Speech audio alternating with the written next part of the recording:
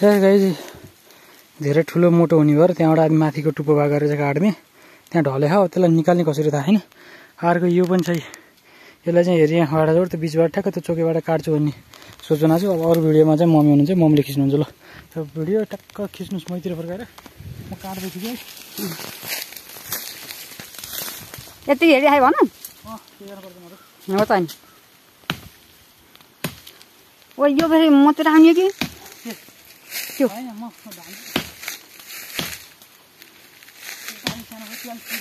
यो अलि सानो हो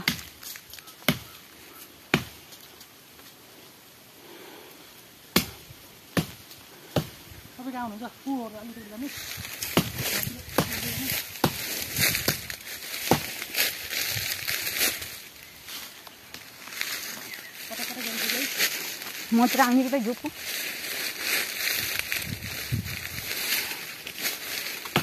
पर्छ है आफू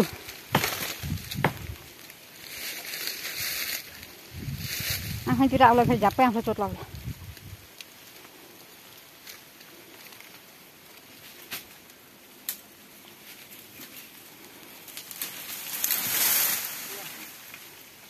सफल भयो राम्रोसँगै त्यो चाहिँ अलि अप्ठ्यारोमा ढलेछ त्यसलाई चाहिँ कसरी निकाल्ने अब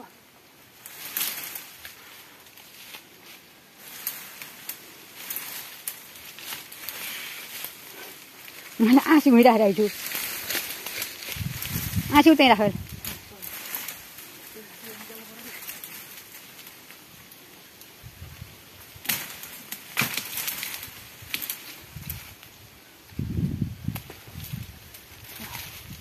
त्यो आँसी लाउनु दिन्छ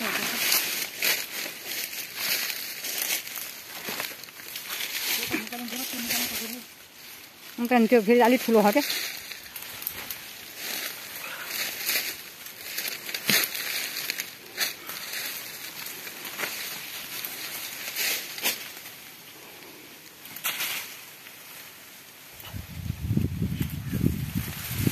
फेरि यहीँ चिनेर राख्यो भने त कसलाई याद छ नि यहाँ त अब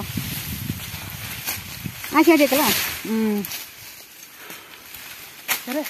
आँसिया टेक्ला समेत भयो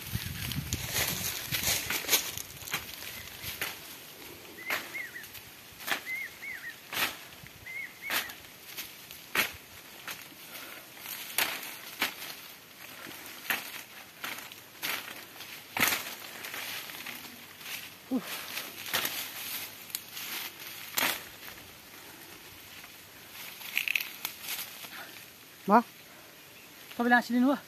यहाँ राखेँ तान्ने कसरी पनि अस्तिको फाँड्दा दिन यतै अलिअलि फाँडेर नब्यारो भन यहाँसम्म फाँडियो भन्न अहिले एक दिन भनेको के तिनीहरू घर गए घर गयो नि हिजो अस्ति गए सबै नआउने र अब आएको एउटा पहिल्यै बिरामी भएर गएँ एउटा अलि पछि गएँ कोही आफू त्यहाँ राखेको कहाँ ए ल ल ल कहाँ सहिलो छोरा गाउँमा सब्जी जति गरेर खाना हामीले हुन्छ नि सहिलो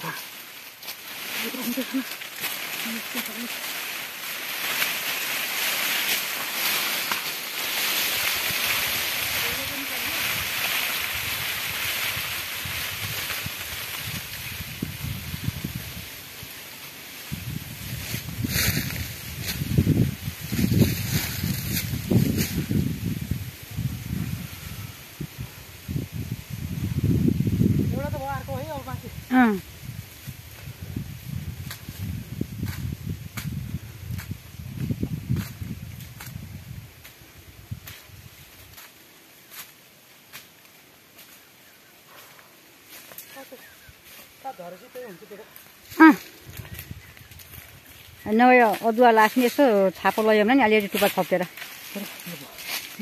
ल गाइस काम गर्नु पर्यो आफ्नै मेहनतले बनाएर खानु पर्यो भन्ने हो तर स्याहाँ हुन्छ सक्दिनँ ठुक्क तेरी माटोक्ने हिजोको शरीर हिजोको काम गरेको सम्झिँदा आज यस्तो छ हालत एउटा रुख काटेर लिएर आउँदा यस्तो छ तेरी माटोक्ने ल ठिकै छ है गाइस ल